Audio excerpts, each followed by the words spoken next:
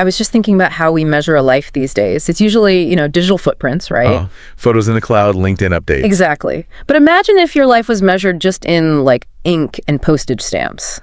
We are looking at a stack of documents today that is basically a paper trail of a human soul.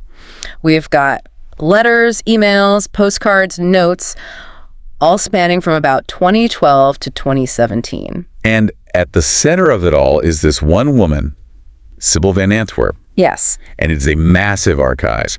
What's so compelling, I think, is that this isn't the correspondence of some, famous politician. Right. Sybil is a woman in her 70s living in Arnold, Maryland. You'd drive past her house and just see a retiree living by the river. You'd never know. You'd never know. But when you actually read these letters, you realize you're watching this private war she's waging against aging, against grief, and honestly against the world itself. Oh, she is definitely fighting the world. Yeah. And not quietly. Sybil is just this incredibly complex character. She's intelligent. She's so opinionated. She explicitly hates poetry, thinks it's pretentious. But loves prose. Loves prose. And she treats email like it's a contagious disease. She calls it prattle. She does. But here's the thing that makes reading this so tense. She's going blind. That is the ticking clock in all of this. She has a degenerative condition. In the early letters from around 2012, she describes seeing gnats in her vision. Right. By 2015, she's writing about her fear of what she calls the black chasm. But what's fascinating, and maybe a little frustrating, is how she deals with it. She doesn't. She doesn't. She refuses to learn Braille. She refuses to tell her adult children, Bruce and Fiona. She is just determined to keep her independence and her correspondence until the lights literally go out. Which seems, stubborn doesn't quite cover it. It's almost self-destructive. It absolutely is. It's about control. Yeah. As long as she can write, she feels like she's in control. So let's look at who she's writing to, because this is where we get two completely different Sybils. You've got the curmudgeon, and then you have this deeply vulnerable woman writing to strangers. The curmudgeon side is genuinely funny in this sharp, kind of painful way. If you are an institution or just someone Small thinks is incompetent, she will let you have it. Oh, yeah. Like that ongoing feud with the dean of the English College at the University of Maryland, Melissa Jeanette. Yes. I read through that whole chain. It goes on for, 5 years? 5 years. All because Sybil wants to audit a literature course. She's done it before. But the new dean, Melissa, says no. Policy change. And most people would just move on. Right. But Sybil turns it into a crusade. She calls it a knockdown, drag-out fight.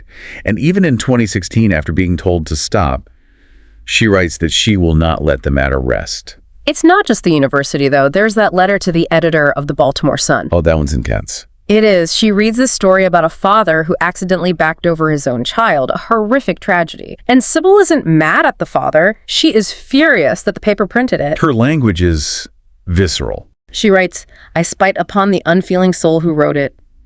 She accuses them of making shark bait of someone's life. And you can see, if you look closer, that anger isn't just about the newspaper. It hints at her own trauma, which we'll get to. She's protective of that father's grief because she knows what it feels like. But that aggression, it does attract some blowback. We have to talk about DM. Yeah. This part of the archive it's chilling. She has a stalker. It seems so. She receives these anonymous notes from someone signing as DM. This person calls her a cold metal bitch. Wow. They describe her as a tank driving through and crushing without mercy. It all references her old legal career. She was a clerk for a judge named Guy Donnelly. And they were known as Butch and Sundance. Exactly. A team that took no prisoners. Mm-hmm. And DM just hates her for it. Yeah. There's one note where they claim to have driven to her house, spat on the judge's grave, and plans to spit on hers. That is genuinely threatening. It is. But Sybil's reaction is what's so interesting. She barely flinches. She mentions locking the doors, but she doesn't go to the police. It's like she just accepts that being disliked is the price she pays. She wears cold metal bitch like armor. But then you flip the page in the source material and you see her letters to authors. And that armor it dissolves. It really does. She writes to Joan Didion, to Kazuo Ishiguro, to Ann Patchett, and she isn't lecturing them. She's asking for help. That's the thing. She can't ask the people in her real life, so she asks people who live in books. She asks Joan Didion about grief. She asks Ishiguro about the ethics of cloning. That Joan Didion letter is it's heartbreaking. She tells her that grief is like swallowing a hot air balloon but trying not to let on. What an image. It's such a vivid picture of suppressed pain. It feels like she's trying to outsource her therapy to these writers. And that grief is really the anchor of her entire life. We can't understand Sybil without looking at the ghosts of the past. Right, specifically Dan and Gilbert. Dan Van Antwerp is her ex-husband. He's Belgian. And as these letters are being written, he's dying of cancer back in Europe.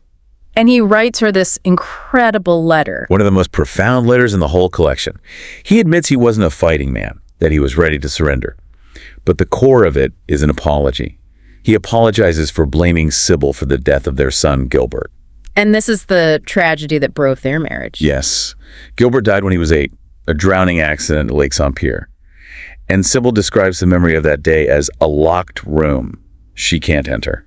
She says there's a sentry standing guard outside it. Exactly. Yeah. And when Dan brings it up, it forces her to confront it. He writes that he remembers leaving her on the floor, weeping, and he just couldn't touch her. He just walked away. Devastating. But this is where I really struggle with Sybil. Dan is dying. He reaches out with this incredible vulnerability, and Sybil she doesn't go to him. No. She tries to write back. We see the drafts, but she can't do it. She doesn't even go to his funeral in Belgium. It's a kind of paralysis. That locked room is just too terrifying for her to open. But the fallout is massive. Her daughter, Fiona, who lives in London, she is furious. There are emails in here where Fiona basically accuses Sybil of hiding in her house, writing letters to strangers. To the very people we're reading about. Right, while ignoring the family that actually needs her. And you know what? Fiona has a point. She absolutely has a point. It's the central paradox of Sybil. She can be so intimate on paper with someone she's never met, but she can't show up in person for her own daughter. Paper just listens. Exactly. Real people are messy. They demand things. Paper is controllable. Until real life sort of forces its way in. Because while she's ignoring her family in Europe, she starts getting involved with someone right next door. Well, not exactly next door, but enter Harry Landy. This is such a pivotal relationship. Harry is the teenage son of her old colleague, Judge James Landy. He's math savant, but he's socially very awkward. Call him the Screamer. Yeah, the other kids call him the Screamer, and he's being bullied pretty severely. And what I love about this is that Sybil usually has zero patience for teenagers. But Harry writes to her in these lists. Yes. Just lists detailing his life, building a model of the Lusitania, his mother stays in mental hospitals, and Sybil treats him with this incredible dignity. She sees a kindred spirit, I think, someone else who doesn't quite fit. She tells him, F the haters, though she refuses to actually write out the word. Of course she does. But the letters go from, cute to critical very fast. In 2014, Harry runs away. He walks all the way from D.C. to her house in Arnold. And she takes him in, feeds him chili, hides him from his dad for a night. But it gets darker. In 2016, Harry attempts suicide. And this is the moment where Sybil has to choose. She failed to save her son Gilbert. She failed to show up for Dan. But when Harry is in crisis, she steps up. Big time. She takes him in during his recovery. And this is a woman who claims she has no feelings for animals, yet she's tolerating Harry's shedding golden retriever Thor. She's vacuuming twice a day for this kid. But there's a moment here that I think just proves how much she's changed. The letter to George Lucas. Oh, yes. Yep. The Star Wars creator. And to understand why this is a big deal, you have to remember, Sybil hates science fiction. She thinks it's nonsense. Space prattle. Space prattle. She's never even seen Star Wars. But Harry is writing this huge sci-fi story to escape his own pain. So what does she do? She writes a formal letter to George Lucas asking him to encourage Harry. It's such a humble letter for her. She says, I'm chucking this message in a bottle into the Pacific.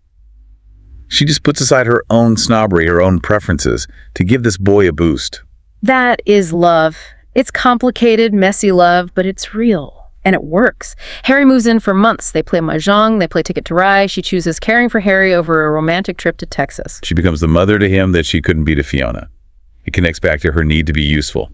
Harry's a problem she can help solve. Fiona's grief, the lion's death, those are unsolvable. But a bullied kid who needs a quiet place to write, that she can fix. Now, I don't want to paint her as a total saint here. Yeah. Because while she is saving Harry, her own personal life is still a disaster. It is messy. So messy. She's drinking rum in the afternoons, and her romantic life is, well, let's talk about the men, because the contrast is wild. It really is a comedy of errors. First, there's Mick Watts. Tixon. Mick is a lawyer she meets at Judge Donnelly's funeral. He is persistent, and he's the opposite of Sybil. He eats terribly, doesn't read fiction. She literally calls him boredom in her notes. But she keeps replying to him. She admits he's funny, but the relationship that actually seems to ground her is with Theodore Lubeck, The German neighbor. And talk about a bad start to a relationship. Oh my God. It begins with Sybil killing his cat. You cannot make this up. She's driving home, she's blinded by the sun again, the eyesight issue, and she runs over Theodore's cat, a slate gray cat with white paws. It's horrific, but the way she writes about it is so darkly funny. She has to go into his house to get a towel to wrap the dead cat in. And even in the middle of all this trauma, she's critiquing his horrible mauve towels. That is peak Sybil. I may have killed your pet, but your interior design is the real crime here. But Theodore, he's a saint. He forgives her. And later, that relationship shifts from just forgiveness to genuine care. Right, when Sybil falls, she's walking by the river at dawn, he startles her, and she falls and breaks her wrist. And she's just lying there, helpless, unable to see clearly. It's her nightmare scenario, losing her independence. Exactly. And Theodore finds her, he helps her up, he drives her to the ER. And from that point on, they bond. They start playing gin rummy. They go to a German bakery in Baltimore called Oma's. It's a quiet intimacy. Unlike Mick, who wants to take her shooting in Texas, Theodore just meets her where she is. He brings her Buckeyes, those little chocolate peanut butter things. He understands her. As we learn in the letters, he's dealt with loss too. His wife had dementia. He knows what it's like to lose someone by degrees, which is what Sybil is doing with her sight. So you have Harry, who brings out her maternal side. You have Theodore, who accepts her vulnerability. These relationships are softening her. But there's one more thread, and it's the one that feels the most modern, the DNA test. The Kindred Project. Her son Bruce gives her a DNA kit for Christmas. Now remember, Sybil is an adoptee. She knows she's part Native American, part British, part Russian, but she has never wanted to find her birth family. She calls that search a ridiculous system of torture. But she takes the test, and while she's waiting, she strikes up this bizarre email friendship with a customer service rep named Bassem. Bassem is such a great character. He's a Syrian refugee in California working for this DNA company. And Sybil, being Sybil, can't just ask about her results. She starts editing his resume. She's trying to help him get an engineering job. It's so ironic. She's going blind, drinking too much, estranged from her daughter, but she's fixing the grammar of a stranger to help him get a job. It's that control thing again. If she can fix Bassem's resume, maybe she doesn't have to think about her dying ex-husband. But then it all blows up. Bassem gets fired for helping her too much. And in the fallout, Sybil makes a mistake. She's drunk on rum, she's just read Dan's final letter, and she accidentally checks a box on the website. The box that allows DNA matching. And she gets a match. Immediately. A huge one, a 49% match. Okay, for anyone who hasn't done one of these tests, you have to understand, 49% is massive. It is not a cousin. No, that is a parent, a child, or a full sibling. Exactly. It turns out to be a woman named Henrietta Gleason in Scotland. And Sybil panics. She tries to delete it, but she writes in her journal, "The thing that has been woken cannot be lulled back to sleep." And this leads to the climax of the archive. It's January 2017. Sybil sits down and she writes to Henrietta. She acknowledges how strange it is. She lays out her history and she reaches out. It's the ultimate act of opening up. I mean, think about where she started. Fighting with the dean, hiding her blindness, refusing to see her family, and now she's initiating contact with a stranger who shares half her DNA. And look at the timing. This happens after Harry has been staying with her, after she's let Theodore into her life. She had to learn how to connect with people right there in her orbit before she could take that leap across the ocean. It's almost like she had to practice being human again. That's a beautiful way of putting it. Yeah. She practiced on Harry, she practiced on Theodore, and finally, she was ready for the real thing. So we have this stack of letters that just ends in early 2017. We don't know if Henrietta wrote back. We don't know if Sybil eventually went completely blind. The source material just stops. But we know she changed. She went from this solitary observer, judging the world from her window, to being a participant, a mother figure to Harry, a friend to Theodore, and potentially a sister to Henrietta. And she did it all through letters. Sybil has this philosophy that letters are immortal. She contrasts them with digital life, which she thinks is just fleeting. And looking at this archive, she kind of has a point. She really does. The act of sitting down, thinking through a sentence, and committing it to paper, it forces a kind of honesty that we often skip over in the digital age. It slows you down. Sybil's letters allowed her to be the person she couldn't quite manage to be in real life. She wrote herself into a better person. She did. She wrote herself into redemption. So here's a thought for you to chew on as you go about your day. We live in an age of instant communication. We can text, we can tweet, we can video call, but are we actually saying less? Sybil Van Antwerp measured her life in ink and stamps, and in doing so, she left a legacy that outlasted her own eyesight. If you received a letter today, a real physical letter that challenged everything you thought you knew about yourself, like Sybil's DNA match, would you have the courage to write back? It's a question worth asking. Thanks for diving deep with us. We'll see you next time.